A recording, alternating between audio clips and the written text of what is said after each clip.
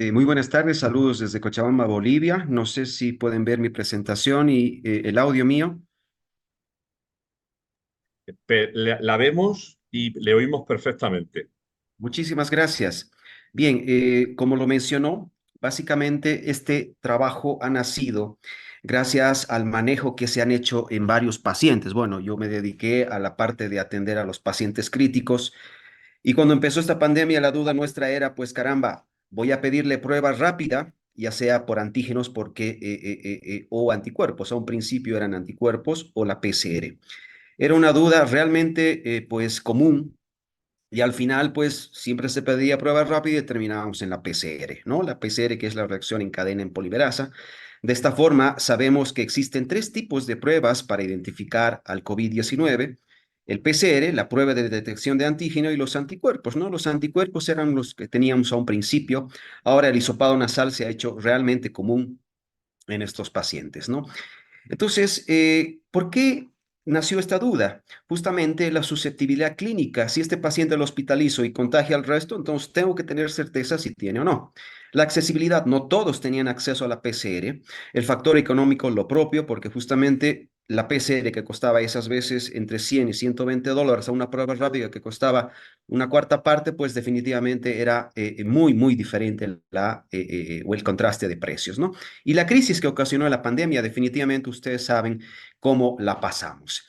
Es en ese sentido que se nos ocurrió crear un score. Hemos creado un score, esto es entre el 2020 más o menos, que lo titulamos el score de indicación para prueba rápida, tanto la PCR y prueba rápida. Entonces, si se fijan, ha tomado varios elementos clínicos, la edad, comorbilidades, la actividad laboral, y de forma indirecta indicamos de que más de cuatro, pues básicamente hay que pedirle PCR, ¿no? Es probable que a los pacientes les pedíamos prueba rápida, pero si este score lo marcaba más de cuatro, pues era necesario solicitar la prueba molecular. Es en ese sentido que pues hemos visto, como fíjense acá, este primer estudio o primera fase, hemos visto de que la prueba rápida positiva era positiva en los primeros días, 6. La prueba rápida también más de 6 días o entre 4 y 6 días. Así que existió y sigue existiendo esta duda. ¿En qué momento se realiza la seroconversión? Vale decir, ¿en qué momento ya tenemos los anticuerpos detectables? Esta primera etapa ha sido publicado en una revista local boliviana acá en La Paz, en la revista Imaraña.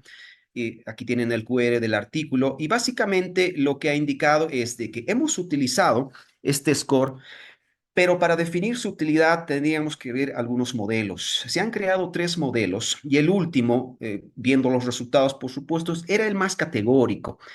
Como ven acá, el valor de P, el odds radio y los intervalos de confianza. Básicamente han tomado en cuenta los que estaban pues significativamente más importantes como para crear a lo que estamos llegando. Esto es o presenta los datos descriptivos de nuestros pacientes y básicamente hemos terminado de que pues eran 98 pacientes donde menos de 6 días presentó la IgM positiva, que es la primera que se eleva en 80%, y la PCR positiva más de 6 días, en un 75%, ¿no? Por otro lado, lo malo es que las curvas ROC no eran representativas y definitivamente lo que les decía, después de evaluar los modelos para ver la eficacia de este score, el tercero nos resultó más importante. Y es de esta forma que tomando estas variables que vemos acá, se ha creado este que es un modelo predictivo muy sencillo donde nosotros colocamos los datos de los pacientes acá y nos podría predecir, básicamente puede ser PCR positivo o puede ser prueba rápida positiva. Entonces, el primer estudio, la primera etapa termina de esta forma. Así que, ¿qué es lo que tenemos que hacer? Validar este modelo predictivo. Así que el objetivo de nuestro trabajo es ese justamente, donde hemos recabado nuevas historias clínicas, hemos aplicado o hemos visto más bien la presencia de sus pruebas rápidas y PCR, hemos tomado en cuenta su sintomatología y hemos aplicado nuestro modelo predictivo.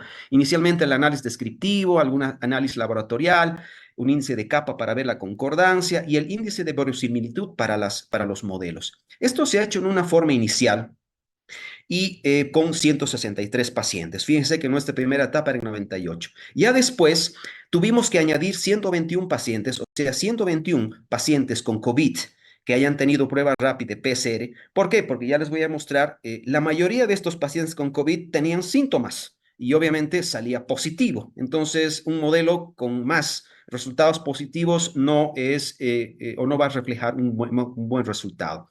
Es de esta forma que tenemos estos datos descriptivos, 47 la edad media, y vemos de que por lo menos la correlación entre los síntomas y la positividad de los pacientes, en este caso con PCR, ha sido importante con la fiebre, la astenia y la disnea. Básicamente, esta es la correlación de la PCR con síntomas. ¿Por qué no prueba rápida? Ya les voy a comentar.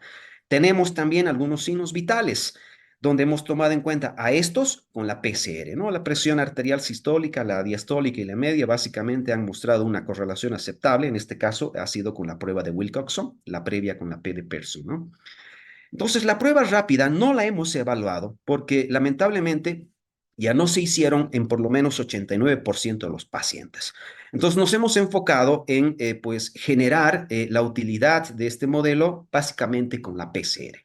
Entonces, fíjense, aquí están los 163 pacientes iniciales que les decía, y básicamente lo malo acá es que negativos, pues hemos tenido muy pocos, ¿no? ¿Por qué? Porque todos eran positivos, clínicamente han ingresado con COVID y demás, así que de esta forma tenemos pues un índice de validez del 84%, la verosimilitud del 0.8%, una sensibilidad de 85 y un valor predictivo positivo del 95, que en general nos dice de que el paciente, si es sintomático, nuestro modelo nos sirve en por lo menos 8 de cada 10 pacientes positivos. Vale decir, este modelo nos indica, ah, caramba, puede ser PCR positivo si tu paciente es sintomático. Es algo probablemente tácito, pero es lo que nuestro estudio reflejó. La concordancia no salió tan positiva, en realidad fue negativa en este caso, como vemos. Así que tuvimos que hacer un post hoc, pero tomando en cuenta más pacientes. Inicialmente 163, después agregamos 121 para completar 280. Entonces, ya vemos aquí el global. Lo que mejoró definitivamente en el modelo es casi llega a 1, la verosimilitud. El análisis, por supuesto, sigue siendo el mismo. Entre 8 de 10 pacientes, 8 van a salir positivos sin duda alguna.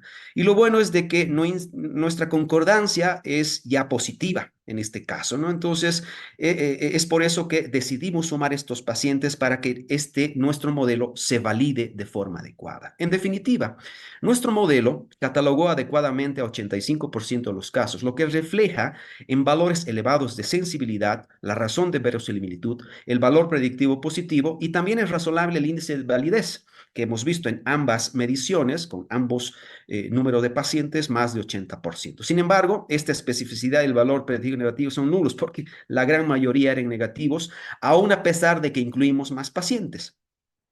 Hay un nulo acuerdo entre los resultados del modelo y las observaciones, reflejado en nuestro índice de concordancia de capa, donde hemos visto a un principio negativo, pero ya se acercó, es más concordante con la suma de los nuevos pacientes. Cuando el paciente es sintomático, el modelo es capaz de coincidir con el laboratorio en por lo menos 8 de cada 10 pacientes.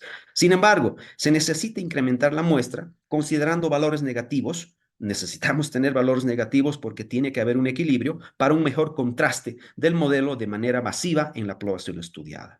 Básicamente, este fue nuestro estudio. Lo que intentamos hacer es considerar la publicación y nos vamos a sentir muy honrados si esto ingresa en las memorias de este congreso.